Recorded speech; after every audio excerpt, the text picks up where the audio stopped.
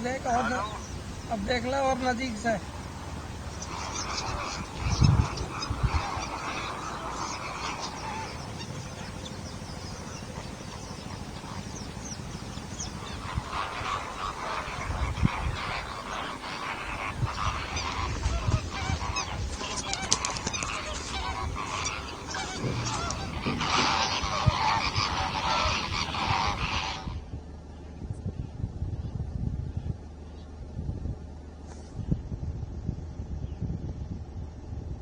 मगरमच्छ नहीं है, नहीं तो इनको छोड़े ही नहीं।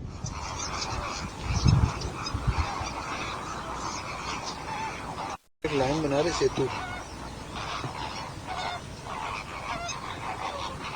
जो माइग्रेशन है, जो प्रवास है, वो अक्टूबर से मार्च के बीच में स्टार्ट हो जाता है।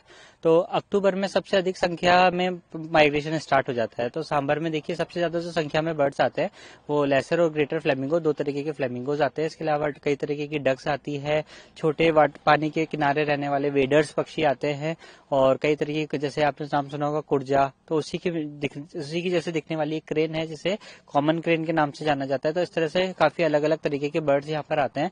तो ओवरऑल लास्ट 12 साल की बात करें, जब से मैं इसको एक्सप्लोर कर रहा हूँ, तो लगभग 300 से अधिक तरीके की प्रजाति के मैं पक्षी यहाँ पे रिकॉर्ड कर चुका हूँ। इस साल सांभर झील में क्योंकि लास्ट 50 साल में इतनी बारिश नहीं हुई है, यहाँ के बुजुर्ग बताते हैं कि लास्ट 50 साल में इतनी बारिश नहीं हुई थी, तो अधिक पानी आने के कारण क्या है कि इस बार यहाँ पर बर्ड्स भी काफी नंबर्स में आए हैं और काफी लंबे समय तक इस बार रुकने की आशंका है। और अभी बात करें झील क्षेत्र में, तो लगभग 2 से 2.5 लाख यहाँ पर लेसर ग्रेटर फ्लेमिंगोज हैं। इवन इससे ज्यादा ही हैं, ये एक एस्टिमेटेड नंबर है, लेकिन अगर आप जब इसको प्रॉपर वे में सेंसस करेंगे तो लगभग 4 लाख से अधिक यहाँ पर है।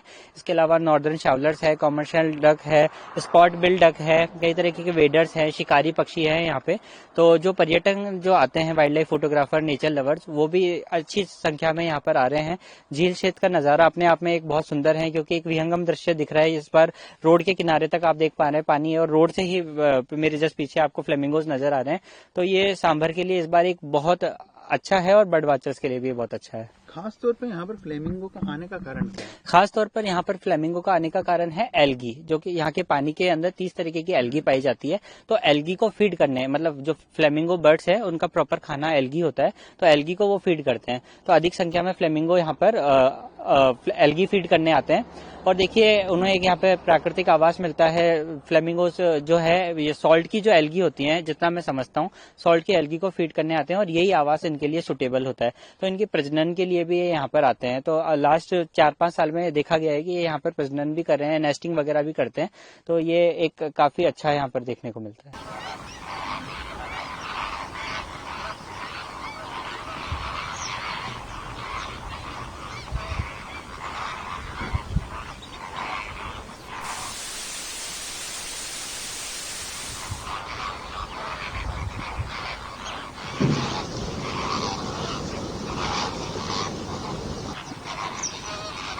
यहाँ पे तो बहुत सारी प्रजातियां हैं ऐसे, लेकिन जो मेजरली अभी जिस पर्सपेक्टिव से सब लोग आए हुए हैं वो तो ऑब्वियसली फ्लेमिंगोज के लिए आए हैं। फ्लेमिंगोज जो आपके बिल्कुल नॉर्थ एशिया की तरफ से, साइबेरिया की तरफ से इतनी लंबी माइग्रेशन के बाद यहाँ पे रुकते हैं, महाराष्ट्र की तरफ रुकते हैं। तो यहाँ पे ये मेरा पहला विजिट नहीं है, कम से कम मैं यहाँ पे 8 या 10 बार आ चुका हूँ, कभी कैंपिंग पर्सपेक्टिव से, कभी अलग तरीके से।